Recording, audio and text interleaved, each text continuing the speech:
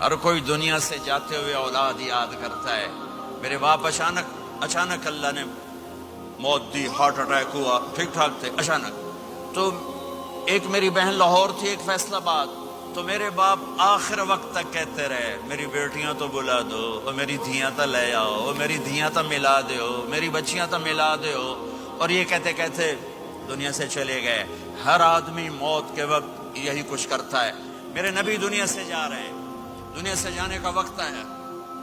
12 ربیع الاول ہے، پیر کا دن ہے، 7 جون ہے، 11 ہجری 633 عیسوی.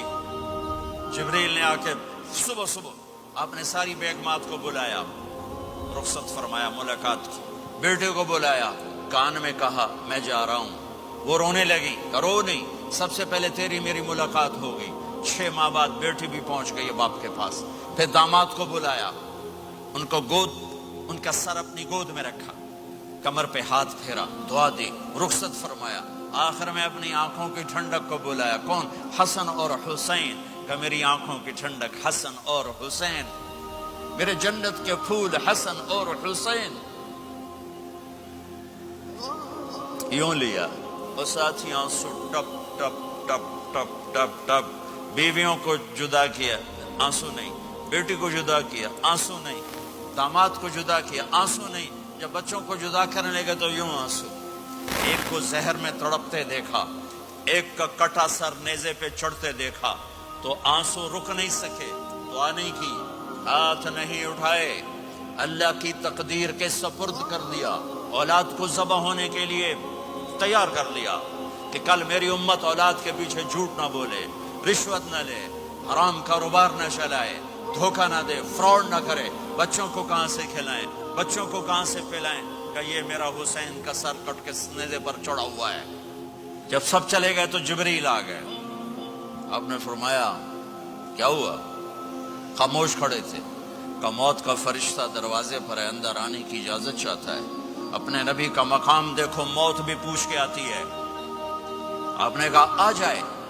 آپ کی اجازت پر ملک الموت اندر آئے. اسرائیل کا السلام علیکہ یا رسول اللہ. کہنے لگا آپ پہلی ہستی ہیں، میں سلام کر رہا ہوں، میں نے کبھی کسی کو سلام نہیں کیا. کہنے لگا آپ پہلی ہستی ہیں، اللہ نے فرمایا تھا پوچھ کے اندر جانا، بن پوچھے نہ جانا. پھر کہنے لگے آپ پہلی ہستی ہیں، اللہ نے فرمایا آنا چاہیں تو لے آنا، رہنا چاہیں تو چھوڑ کے آ جانا. یہ وہ دربار رسالت ہے جہاں موت بھی پوچھ کے آتی ہے. آپ نے فرمایا میں اجازت دے دوں میری جان نکالو گے؟ کہ جی نکالوں گا. آپ نے یوں جبریل کو دیکھا، کیا کہتے ہو، جاؤں یا رہ جاؤں؟ جبریل نے کہا اللہ آپ کی ملاقات کے شوق میں ہے، فیصلہ آپ کریں گے. ہاں یہ بات سنانا چاہتا تھا اگلی. آپ نے کہا اچھا جاؤ، پہلے اللہ سے پوچھ کے آؤ میرے بعد میری امت کے ساتھ کیا کرے. میرے بچوں کے ساتھ، یہ ساری مائیں، میرے بچے میرے بچے میرے بچے میرے بچے.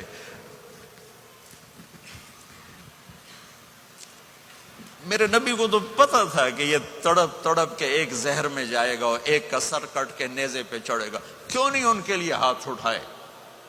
ہمارے لیے کیوں روئے؟ کہ جاؤ اللہ سے پوچھ کے آؤ میرے بعد میری امت کے ساتھ کیا کرے گا، میں پھر جواب دوں گا.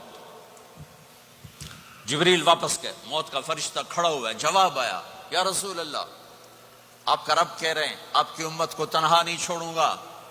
مجھے میرے رب کی قسم جو سن رہا ہے، جس نے ہمیں یہاں جمع کیا ہے، سنو میری بات غور سے.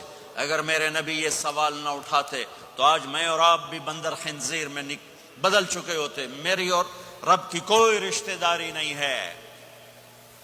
اس امت نے وہ سب کچھ کر دیا جو پہلی امتوں نے کیا، لیکن کون ہے جس نے عذابوں کو روکا ہوا؟ وہ میرے نبی کے آنسو، میرے نبی کی آہیں، میرے نبی کی دعائیں، میرے نبی کی فریادیں، میرے نبی کی تڑپ، میرے نبی کا رونا، میرے نبی کا پیٹ پہ پتھر باندھنا.